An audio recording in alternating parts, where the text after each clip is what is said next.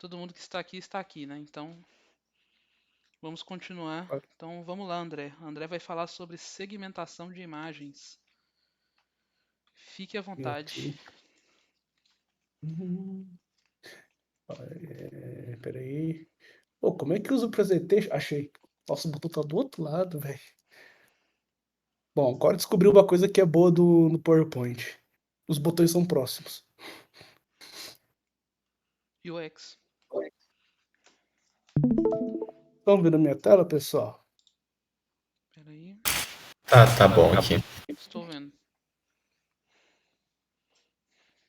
Eu vou parar no meio pra tossir, tá? Então, já peço desculpas de antemão. O pulmão não tá lá muito bom, não.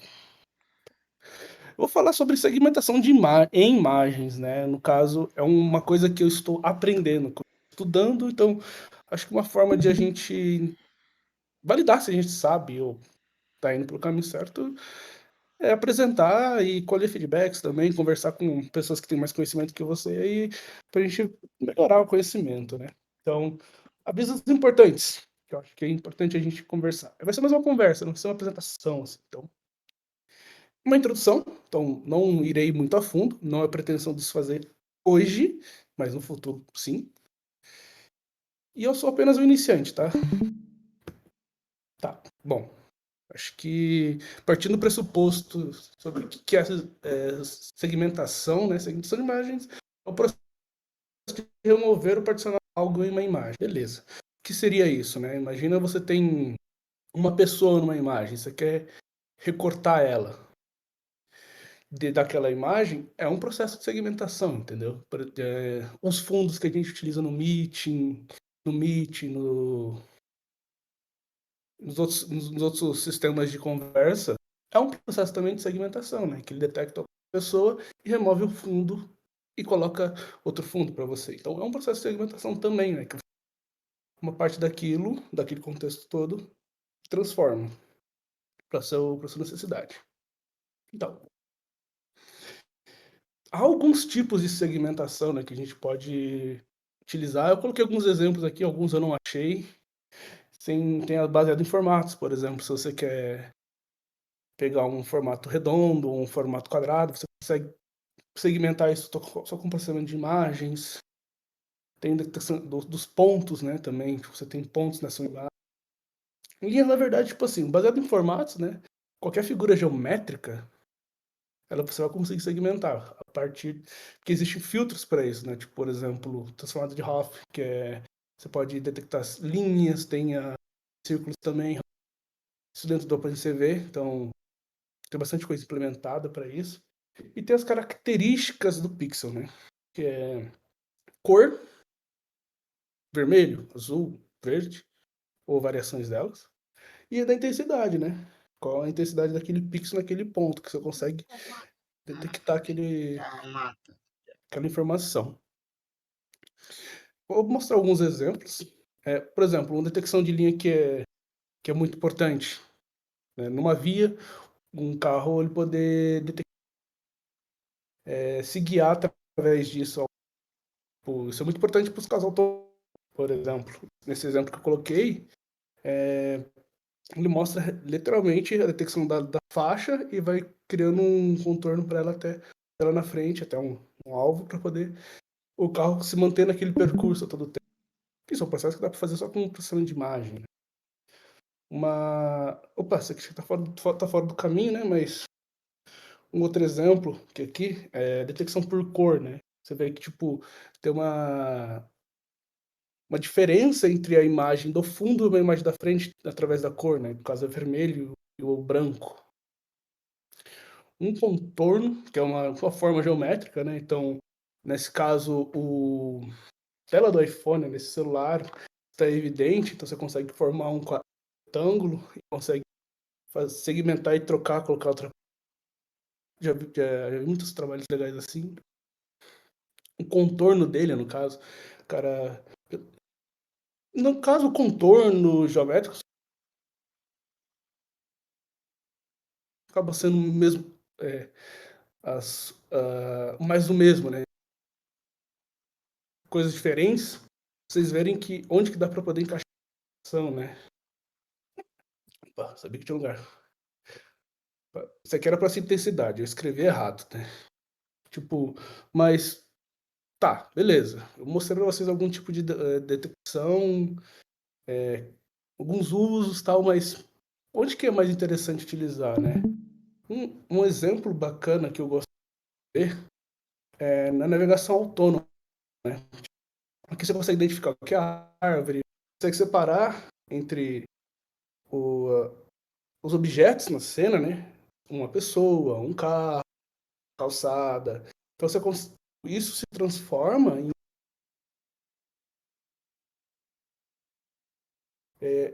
isso é uma forma de você segmentar aquela imagem pelos seus contextos, por aí vai, né? O exemplo que eu mais acho bacana, eu acho também, que é a segmentação em imagens médicas.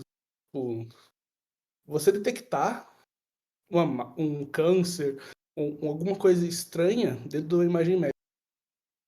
Há uma grande diferença entre a gente conversar sobre uma imagem RGB, que é uma câmera, né, que é aquisição de luz através de um dispositivo, da imagem médica, né, que o processo é diferente. Tipo, na verdade são raio-x, ou então ondas eletromagnéticas.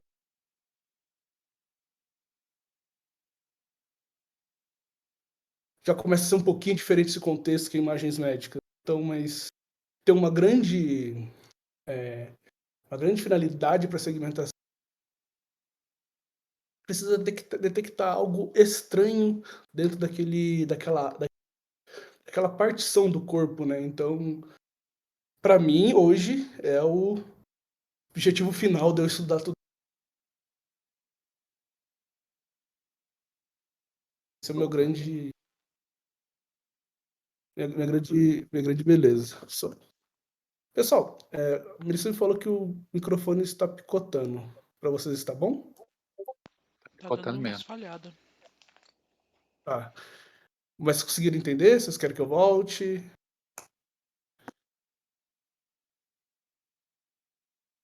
Eu vou entender como contínuo. Continuar. Perfeito? Então, peraí. 1 minute. Teste Eu acho funciona. que a sensibilidade do teu microfone tá muito baixa. Aí quando você fala um pouco mais baixo, ele para de captar. Aí tá picotando no meio das frases. Eu acho que é o Discord, que o Discord eu nunca resolvi esse problema nele.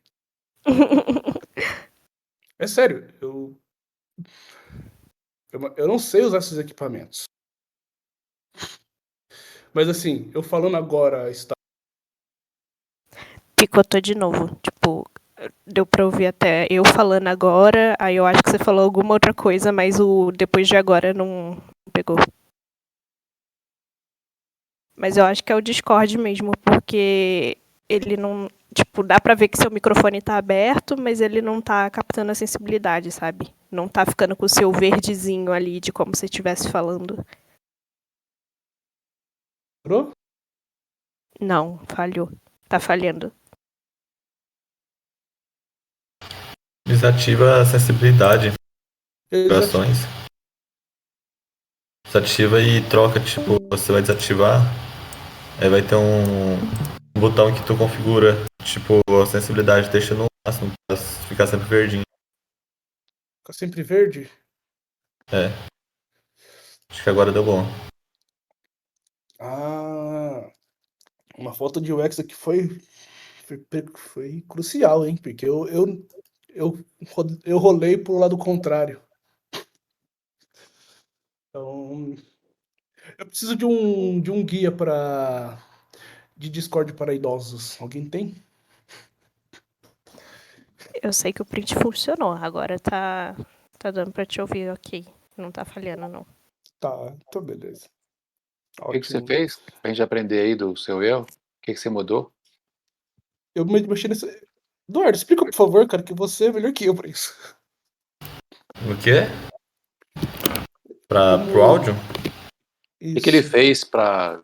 Em configurações lá tem voz e vídeo. Aí você desativa sensibilidade lá, determinar a sensibilidade de entrada automática. Aí você coloca pra sempre reconhecer tua voz. Entendi.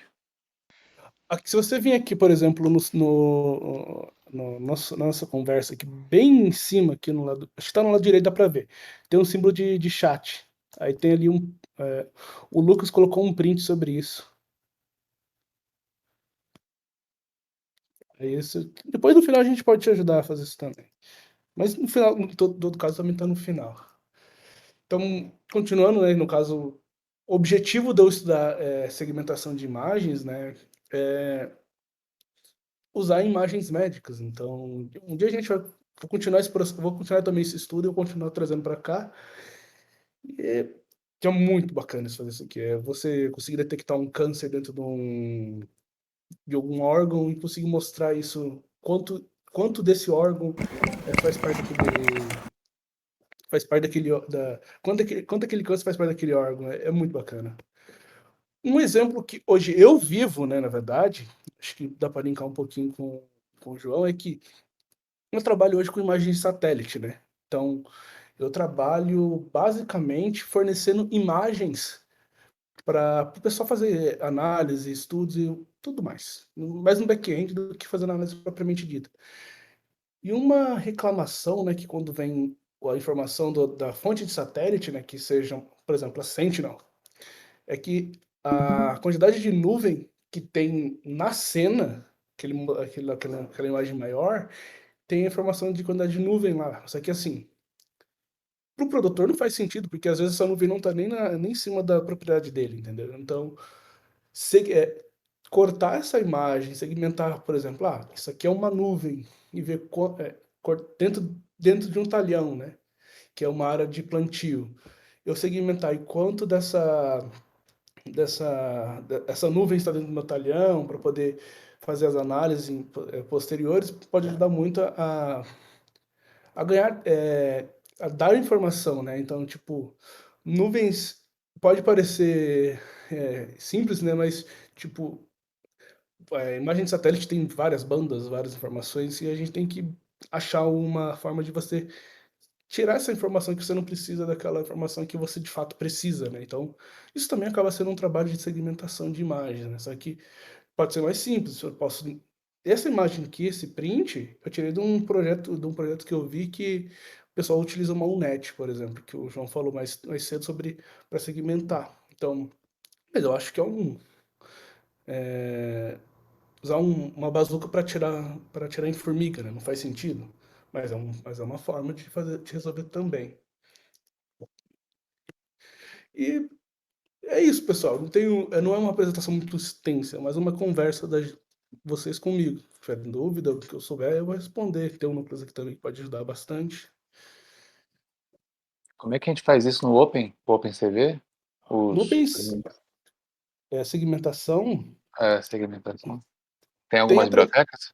Não, o PCV por si só já te fornece tudo que você precisa. Por exemplo, você quer. Eu vou pegar um exemplo mais bacana aqui. Por exemplo, essa daqui, detecção por cor.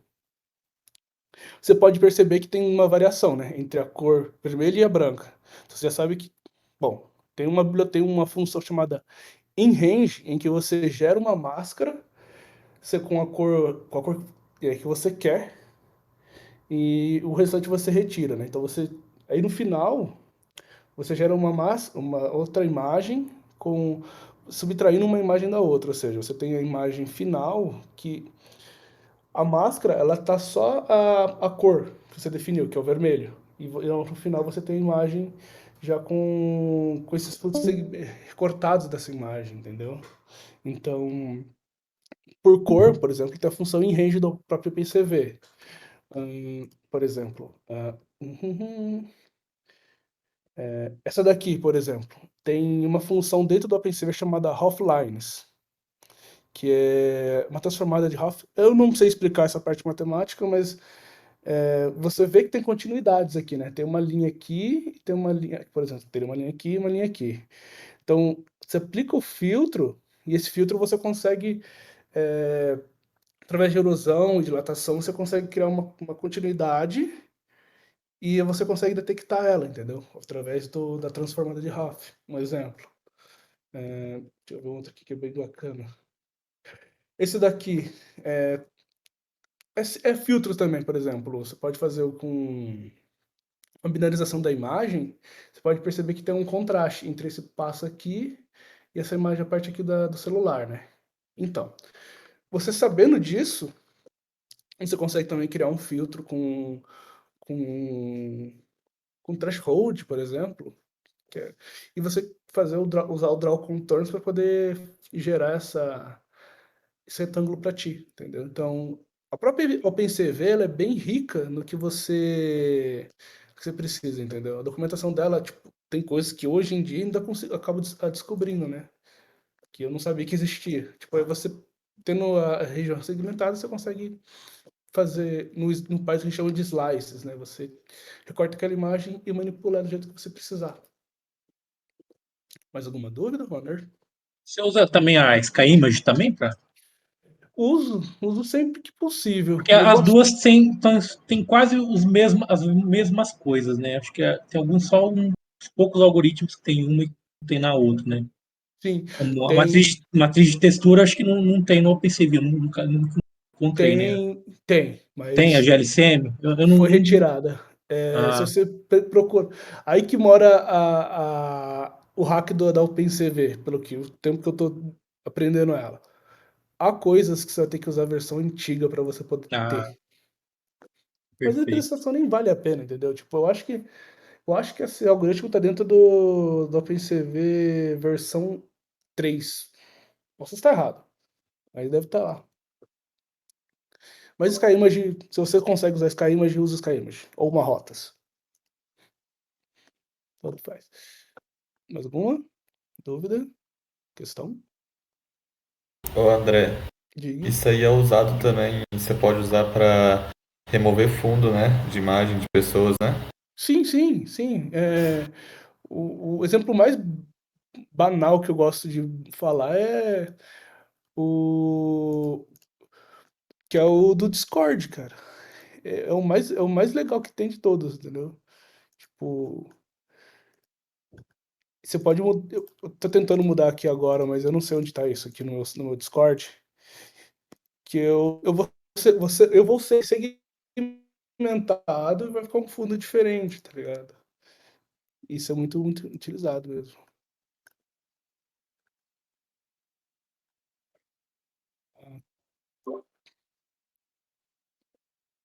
O André, quando faz contagem a partir de vídeos tempo real, usa segmentação e usa uma linha de você fazer uma referência para fazer a contagem dos objetos segmentados? Não necessariamente. Você não precisa fazer segmentar. Segmentar. Que acho que até uma conversa que a gente teve, Nicolas, há uns bom tempo atrás. Só um Mas, parênteses. Eduardo, segmentei agora a minha pessoa dentro do Discord, entendeu? Isso é uma aplicação de visão computacional. Não, você pode criar só o detector. Agora voltando, Valner, você pode criar detecção, né? Só detectar aquele objeto, saber que ele está lá naquela imagem, ele está presente naquela imagem. Você não precisa retirar ele. O lance de você usar segmentação é quando você precisa mensurar algo nele, entendeu? não, Por por exemplo, exemplo, só para te contextualizar o que tu está falando. Você está no campo lá e tem boi, tem vaca, tem outros animais. Você quer fazer a contagem, né, de um vídeo hum, onde você vai ter que contar o que tem de boi, o que tem de vaca, ao mesmo tempo, entendeu? Então, eu imaginei da segmentação para você dividir quem é quem, classificar, né? hum, E assim, depois contar separadamente. assim, falando, aí eu entendi a ideia, mas quando você for fazer, você não vai rolar. Porque quando você cria a rede, uma YOLO que seja, você vai, por mais que você declare o que é vaca e declare o que é boi, no final ele vai entender que é a mesma coisa.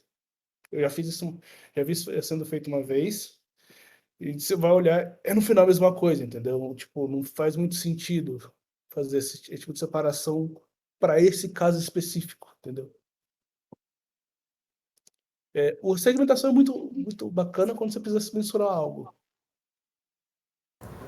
Tem um negócio do LinkedIn que mede o peso do animal a partir da segmentação. Eu acho que ele calcula a área Sim. e vê o peso dele pela área que ele ocupa da imagem lá. Aí sim, aí é uma outra questão. Aí é uma outra questão que acho que essa parte eu não sei responder, acho que Nicolas e Natália conseguem responder melhor. Nicolas, você falou alguma coisa, Nicolas? Ele falou aí sobre o boi e vaca. Nesse caso, o que acontece? Você pode trabalhar, por exemplo, digamos que as classes sejam diferentes. Digamos que o boi seja branco e a vaca seja malhadinha, certo? Podemos trabalhar nessa ideia. Cara, um método para você realizar a contagem dessas duas classes seria trabalhar com subclasses. Então você trabalharia com a detecção de modo geral dos bovinos, tá? Que você não vai ter uma performance específica para a classe feminina e masculina do bovino, mas você vai conseguir detectar eles de modo geral. Depois dessa etapa, aí você pode aplicar. Aí realmente aí você pode trabalhar com a segmentação, né? Enxergar o espaço de cor da vaca, que se ela for malhadinha, ela é diferente do espaço de cor do boi, que normalmente é branquinho. Então aí você teria subclasses. Então seria mais fácil de contar. Ok? Aí você conseguiria contar o que é boi e o que é vaca. Entendi. Sobre estimar a massa de um animal por segmentação, foi até um guri do grupo aqui também, o Elton. Ele trabalha comigo, ele fez Foi o TCC, né, André, dele? Não lembro se foi mestrado ou TCC. Foi o artigo de mestrado dele, só que ele usava uma RealSense, né? Ele uma nuvem de pontos, segmentava o gado e conseguia fazer uma mensuração de quanto aquele gado pesa. Ele fez o cálculo. Acho que ele nem chegou a treinar. Eu não lembro se ele chegou a treinar alguma coisa para estimar, para fazer a aproximação. Mas basicamente é isso aí, né? Se chama geometria de única visão, tá? E aí você consegue fazer o cálculo de milímetro por pixel. Então você tem que saber a distância, você tem que saber a referência de milímetro por pixel na imagem. E aí, por último, você tem que saber uma massa de um dataset de treino, tá? Para assim você chegar na função que te entregue a massa do gado, tá? Que é um algoritmo de machine learning, ele trabalha com ele cospe funções, tá? Ele não te dá resultado, ele te dá uma função, em que você entra o número dele e o output dele é o resultado. Da hora isso aí.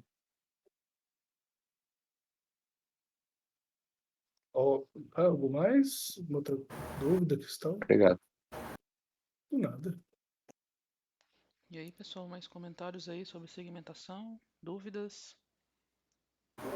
Eu tenho o André falou da nuvem, é um pouco a ver com segmentação, mas ele vai fugir um pouco do escopo. Nesses casos de nuvens em imagem de satélite, essa imagem é descartada ou é possível colocar um algoritmo que consiga remover essas nuvens da imagem? A questão é, existe, mas eu não sei se... Eu não sei acho que existe, na verdade. Porque tem imagem de radar, né? Satélite. A Natália manja mais que eu esses equipamentos. Sobre utilizar outras fontes, não sendo a visual, para poder formar a imagem. Isso aí tem um problema. Você não tem os índices de vegetação, por exemplo. Como é que você vai ter esse índice, sacou? Então é um problema. Porque... E a questão de quando tem bastante nuvem, depende de quem que vai querer analisar aquela informação depois, entendeu? Tipo, para aquela pessoa faz sentido ver aquela imagem? Se faz ou não, aí é uma outra questão, mas o que você perde você com a nuvem presente, você perde o índice de vegetação, você não consegue ver as plantinhas, né, no caso. Então acaba sendo um problema bem grande. Eu Tá acho que eu mais. vi, cara, alguma coisa. Um amigo que é primo de um cachorro me falou. Cara, eu acho que eles estavam fazendo uma GAN em séries temporais, imagem de satélite, Ah, para fazer a remoção da nuvem. Aí, com a remoção da nuvem, ele conseguia estimar, com base na série temporal, o que seria embaixo dessa nuvem. sim, eu consigo te dizer fonte, consigo te dizer site. O que acontece? Você está fazendo uma composição de imagens, ou seja, não isso é uma aula que eu fiz há milhares de anos atrás, então não vou lembrar de quase nada. Então você pega como o João explicou, as imagens são já referenciadas, né? Então no satélite também. Então você tem a posição dela ao longo do tempo e você faz um sanduíche dessa imagem e no final você tem uma imagem um pouco mais limpa, digamos assim, porque você não vai ter muita variação dessa imagem, tipo, dessa vegetação, desse local, em um mês, entendeu? Tipo, uma variação abrupta. É muito raro. Você tem uma variação ao longo do tempo. Então você consegue fazer essa composição de imagem. Depois eu te mando o pessoal do Brasil DataCube, que eles têm.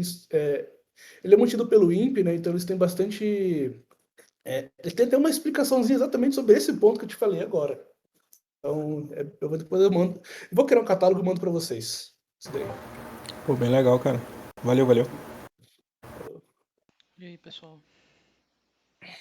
Eu vi eu não sei qual arquitetura que era, mas era também utilizando a Sentinel-1 e Sentinel-2. Sentinel-1 é radar, Sentinel-2 é óptica, né? Então eles criaram uma rede lá para tentar ir preencher na nuvem com informação de radar, né?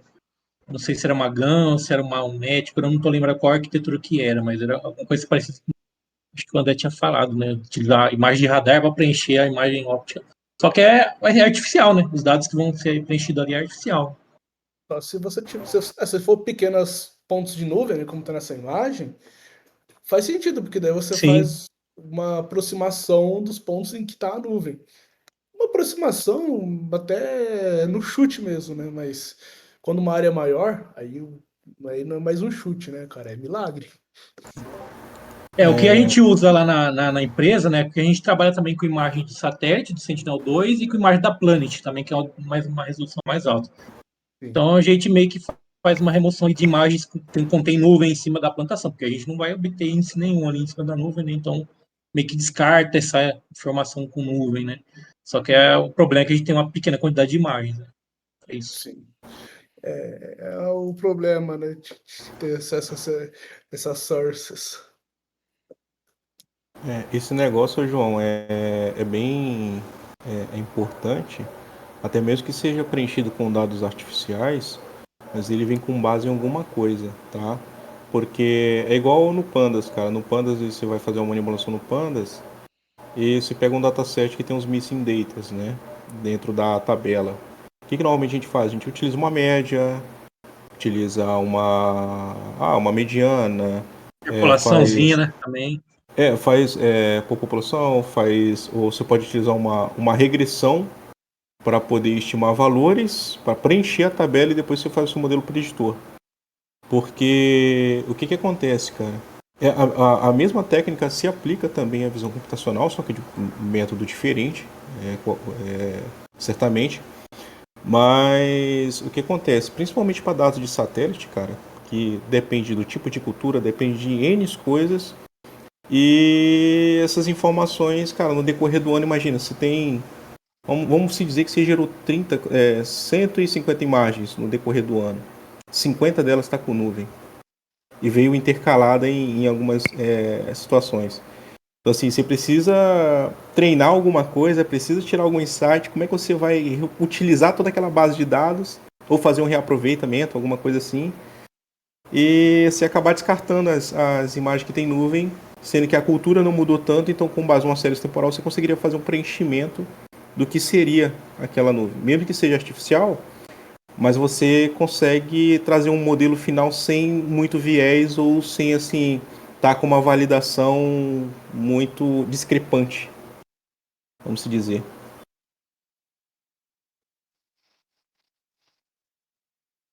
Séries temporal são a segunda São a segunda coisa mais interessante que dá para fazer com imagem de satélite, né? Você acompanhar o desenvolvimento daquela cultura ou daquele formato, daquilo ao longo do tempo, né? Por exemplo, os últimos estudos que eu vi, isso aí é pesquisa e porque eu fiz, sobre a quantidade de transformação do nosso território, né, ao longo do tempo, né? Então, pegou uma série temporal e foram intercalando as imagens, vendo o que aconteceu naquela região, né? Entendeu? Então, isso é bem, é uma técnica de sonamento remoto bem bacana, que por enquanto ainda não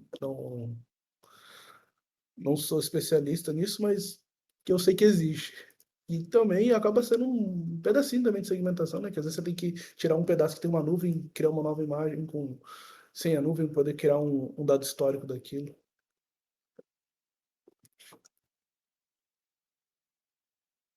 Uma outra dúvida, pessoal? Alguma outra coisa?